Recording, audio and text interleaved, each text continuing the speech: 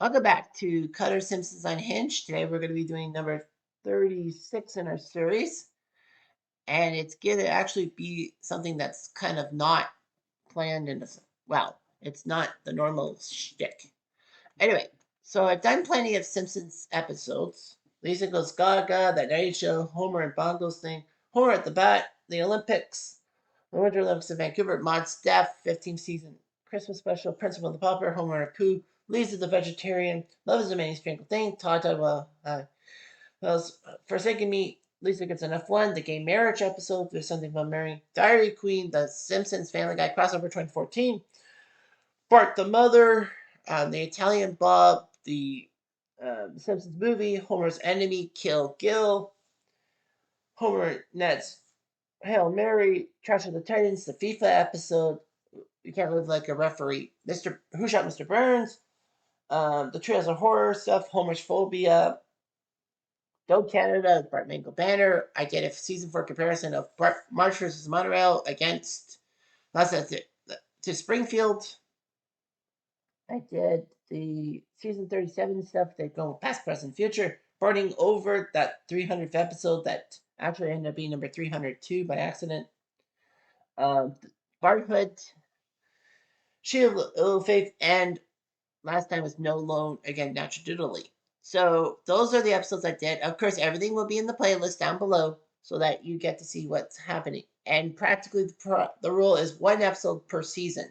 But there have been some seasons I haven't had much, and then I decided, screw it. I'm going to just do like another show tonight. But today we're going to be taking a good look at season 1 because we always go to the beginning. You never forget where you come from. And 2 key episodes, which I thought were intertwined in a way, but actually I find out that the episode order told me, no, Cutter, that's wrong. But anyway, we're going to go through it. We're going to talk about 2 season 1 episodes. We're going to be talking about the episodes There's No Disgrace Like Home and and Homer's Odyssey. 2 very good episodes that have something in common. At least I think. So anyway, enjoy. Jerk Homer, Marge's worries, Bart's pranks, Lisa's causes, Maggie not talking a lot, Grandpa being senile, Patty and Selma boring Marge, Arnie Sif is a jerk, Chief Wiggum making things happen, Mr. Burns being a dick. You can never stop the Simpsons.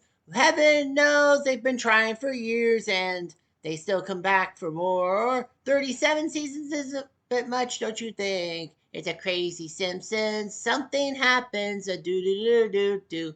This is not a clip show. Have no fear. I've got topics for years.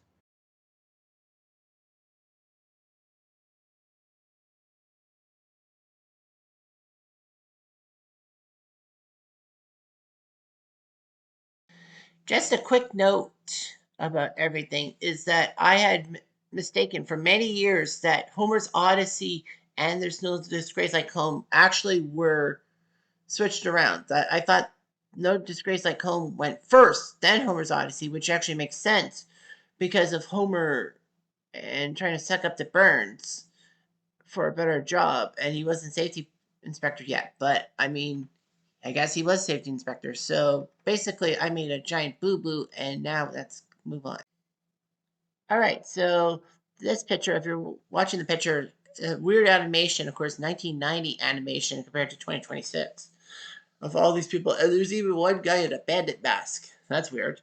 So anyway, Homer is on top of his car on a megaphone. How did we get to this moment? Well, simple. The episode I'm talking about first is the 3rd episode ever in The Simpsons called Homer's Odyssey. In it, Mrs. Krabappel is putting the kids on the bus for a trip to the power plant. It was supposed to be the jail, but they can't go there because Bart accidentally let some prisoners out. Bart is forced to sit with Wendell, who of course is very pale and all that, and pukes on every bus ride.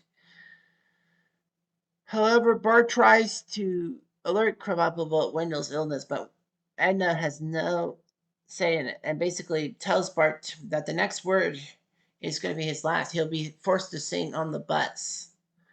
Bart is not allowed to pick the song. He will have to sing John Henry Was a Steel Driving Man, or whatever it's called. So Bart tries to sip his lip, but Sherry and Terry kiss him. He blurts out screaming and basically is forced to sing the song. However, it backfires on him as Bart actually enjoys that song. Bart then makes the ill-fated decision to slap Wendell on the back because he didn't puke. He puked. So anyway, this episode, of course, is famous for Smithers being black and, switching his skin tone with Lou, the cop. Lou, the cop, had been yellow for most of the season one and then turned black. Kind of nice. I mean, it would be good for black representation, but, Smithers being a kiss up the Burns, that's livery. Anyway, so they go through the power plant. Sherry and Terry tell Bart that his dad is incompetent because Sherry and Terry's dad works with Homer. Bart doesn't understand that incompetent means that he's not good at his job. So Homer is sitting around eating donuts and then realizes that the kids are coming to the field trip, so he drives his little cart around, notices Bart waves, but then loses his focus and booms into a pipe. They fix the problem. Homer is fingered as the suspect. Of course, Homer fingers himself. Sherry Terry's dad ends up being the guy who fires Homer. So Homer tries his job prospects and all that. But doors are slammed in his face. Even Bart slams one, saying, "Don't get discouraged, Homer." So practically, Homer ends up not having enough to buy a beer, so he smashes Bart's piggy bank in a desperate attempt to drink beer and all that. Homer then soon realizes that his prospects are bad and decides to write a note to the family saying that they're better off without him. You can probably guess the tone of it.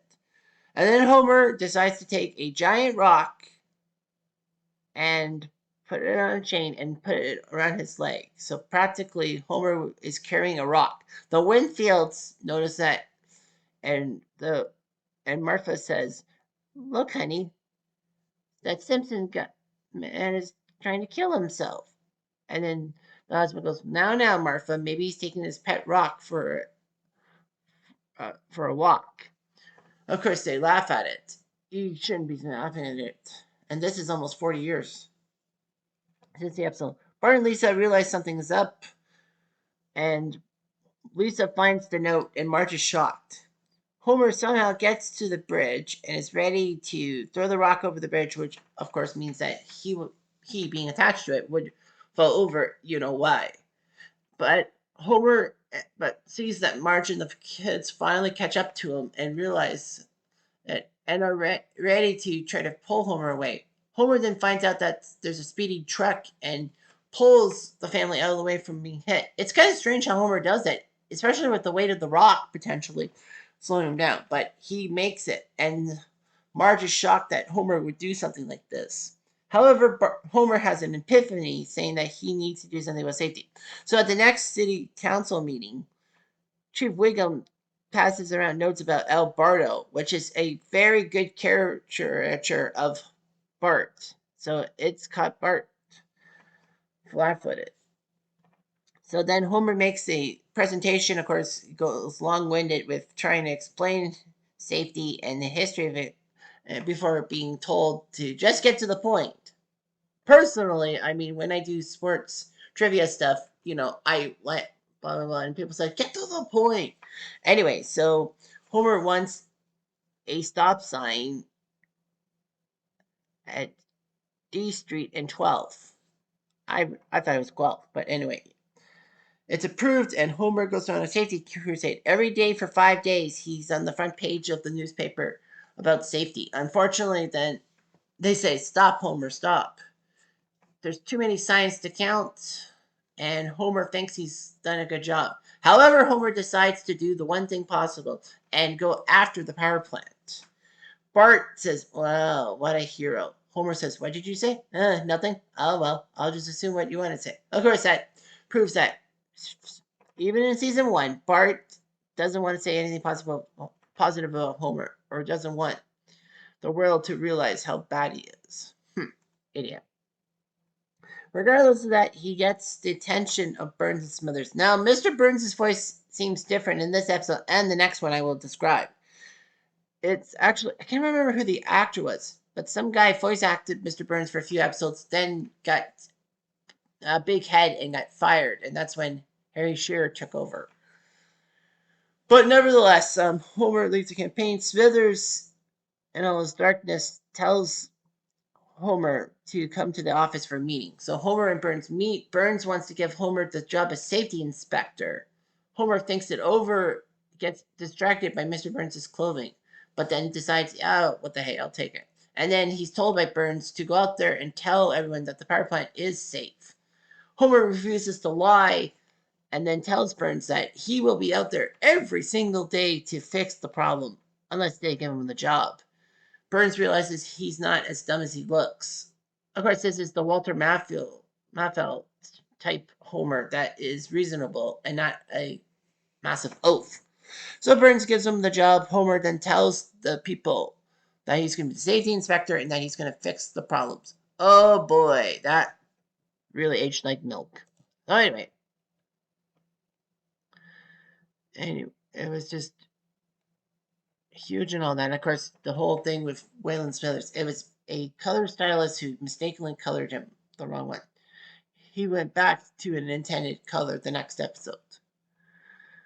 So anyway, still driving me mad. Yeah, I was right. Anyway, Homer's Odyssey had a Nielsen rating 14.9, and people say the story fizzles out at the end, but there are many good moments, especially in the power plant. And then, after a DVD review in 2001, David Gleck gave it 1.5 out of 5, saying the first season at its worst. It was notable for introducing Mr. Burns and Smithers, and boring and preachy. Kind of. I don't know if that would be kind of preachy and all that, but yeah. But as I said, I thought that Homer's Odyssey was after There's No Disgrace Like Home because it made perfect sense that Homer was trying to suck up and all that. But anyway, we'll talk about that episode next. All right, so as you see in this picture, if you're watching this, it's Bart, Lisa, Maggie, and Marge drawn as devils and all that. Why are we in this point? Well, here we go. So it's the 4th episode. The next week, it's called There's No Disgrace Like Home, in which the family makes Jell-O to appease Mr. Burns. Homer says that, this will help maybe getting good with the boss who keeps calling him a bonehead. This way, putting him as safety inspector. A simple note about the safety inspector thing that I didn't say at the end of the first part was that, for all of this, Homer should never have been safety inspector even past season 1 because of so many accidents at the power plant. But it's obvious that Burns keeps him because hiring a new power plant safety inspector would cost him a lot more, and that inspector would basically come down hard on the power plant and ruining everyone else. And of course, that stupid 36 episode, season episode, I think it was last year or 2 years ago, that Mr. Burns keeps Homer around because of a promise to make to Grandpa that he will keep Homer around no matter how much he screws up. Of course, that screws everything up and makes Homer realize that he's invincible. Fuck. Anyway, so trying to suck up to the boss. They all bring Jello things, and Homer tells his family to behave themselves. Mr. Burns and Smithers, who's now back to his normal skin color, greet a family, but the boy's upset because they have to miss Little League, and the dad says, "Shut up." "Oh, don't fighting," says Burns. "Don't fight around them. Fire that man Smithers. I can't have him and his ungrateful family here." It seems that the tone is basically they're trying to suck up to Mr. Burns. Homer does his stuff. Burns on an index card calls Bart Brat. Anyway, so the Jello thing. And Burns says that somebody has gone on with these things that I like Jello so much. Everyone's brought Jello. So practically, maybe that's what happens. But I'll get to that point later. My theory. So anyway, they go in there. Homer basically tells his family to behave themselves. However, Bart and Lisa cause trouble. Lisa, of course, this season 1 Lisa is a far cry from season 37 Lisa, that she's bratty like Bart instead of being like a liberal mouthpiece. Some people's words, not mine. Nevertheless, Bart almost ruins Homer at the sack race because Mr. Burns is given a clear head start, and everyone is supposed to take. Once Burns takes one, boom, then they go boom. Bart then decides, screw this, I'm going to win this race. And then Homer chases Bart down and tackles him just short of the goal line. Thankfully, Burns makes it. Close one this year. And Homer's upset with Bart for trying to ruin the plans. Marge seems to be okay, but then finds out that the punch is spiked and basically goes in an alcoholic sing-song musical number. Homer tries to prevent Marge from making a scene and all of that. And then Mr. Burns makes a toast, and then everyone leaves. And then there's happy family. The boy kisses the father, and Burns says, "I see good things in him." And then Homer notices that and tries to bribe Bart $5 to kiss him. And then Bart does kiss Homer. Unfortunately, Burns says that was a coppers attempt to get my favor. So basically, Homer is upset that maybe he's blown a chance at a promotion or something like that. That other family seems so nice and all that. The brother holds the car door for the sister, but Bart and Lisa fight over who's going to be in the back. The wife tells the good guy about she should drive. And then Marge can't drive because she's going to be sick. And then the good family sings, "There was a farmer had a dog, and Bingo was his name." Oh, you got the point.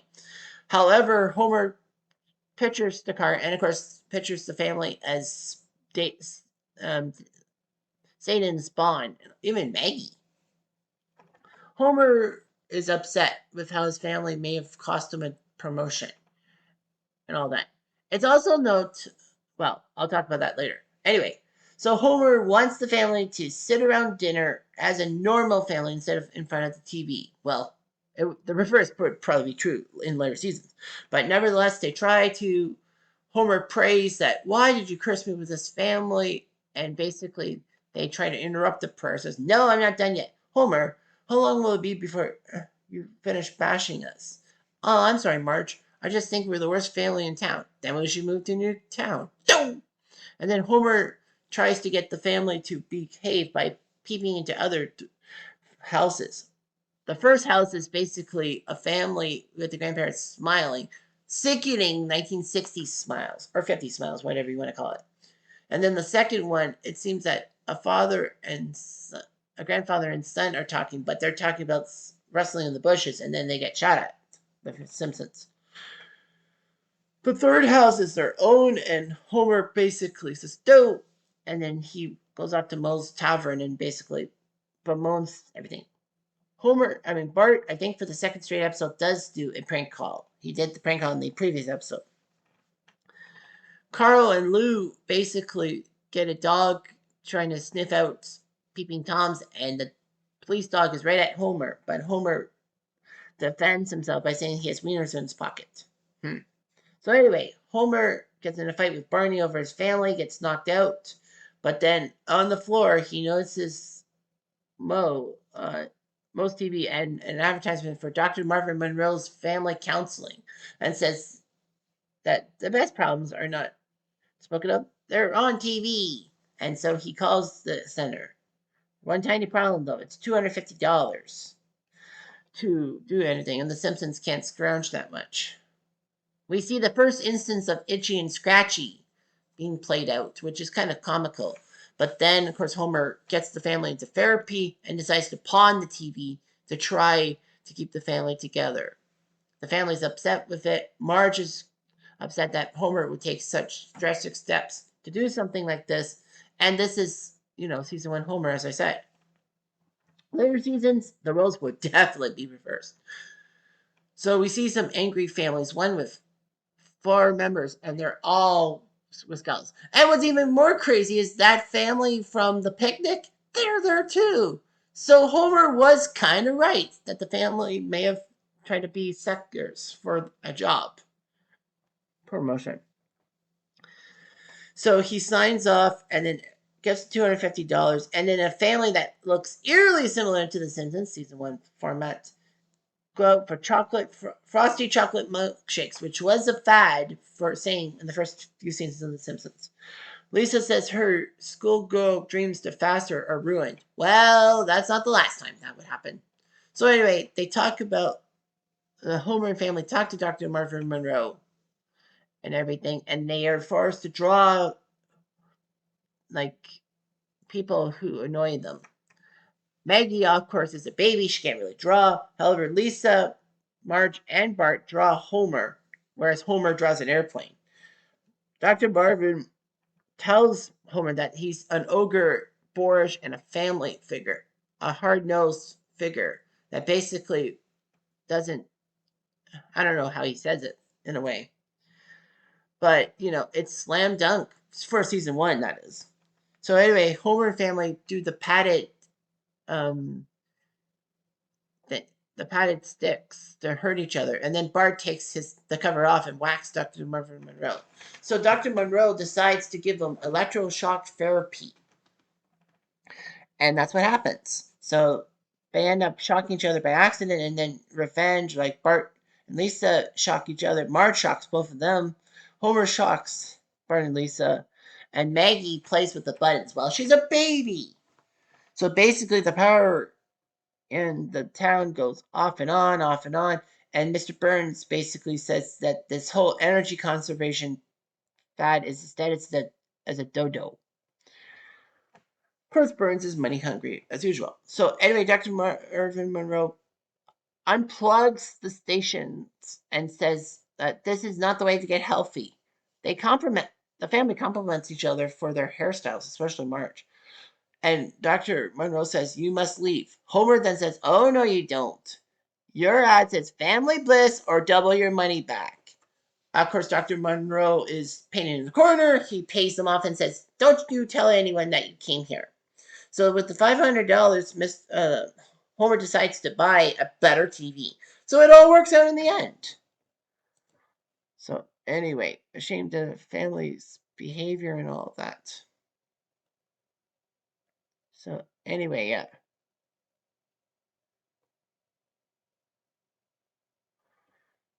So anyway, it's just ugly and all of that. So yeah, they said that this is one of the earliest produced. It shows signs because Lisa's an undisciplined brat, indistinguishable from Bart. Marge gets drunk and is inattentive, and Homer's the voice of reason. Obviously, things would switch over. So, yeah, it was just amazing and all that. Yeah, and Itchy and Scratchy, this was the first one appearance, and then first appearance of Yellow Smithers. And I found out through Wikipedia that Lou, the cop, was actually named after Lou Whitaker, a star player for the Detroit Tigers. Oh, cool. So, yeah, so There's No Disgrace Like Home actually fell flat. It had an 11.2 Nielsen rating. The worst part was CBS had Super Bowl 24, but they lost ratings because it was that 55-10 blowout by San Francisco. Anyway, it's had some mixed reviews and all of that. The I can't believe it's a unofficial Simpsons guy, Gary Russell and Gareth Roberts quote: "It's very strange to see Homer pawning the TV set in an attempt to save the family. If this episode came later, Marge would have taken the stance." And all like with the upkeep and all that. So that was kind of like unreal. So anyway, that's what happens as I set things up in motion. But we got to talk about a couple things. Number one, and the most important thing we talk about with this episode is the fact that Homer is trying to push his family to be a good family because he lost out on a promotion at work. I mean, this was brutal. I mean, Homer getting the family to shock therapy. Although it must be said that Dr. Monroe talked about shock therapy first. Homer did not know that they did shock therapy. Homer just thought it was going to be simple. His family would get bliss. He will be happy as can be, but they would have no TV. But the fact of the matter is that Homer's stunts and all that, it's just uncharacteristic, especially, coming through season 37 and all that at the time of this taping. So, yeah, Homer doing that. And a lot of people hated on Homer trying to force his family to behave by shock therapy just because he lost a promotion. I mean, Homer does have these problems. What's even crazier is that for many years, Marge would be hypocritical of this stance. Marge would at times tell Homer to show more drive at work. And then at times she tells Homer that he should spend more time with the family and less time at work.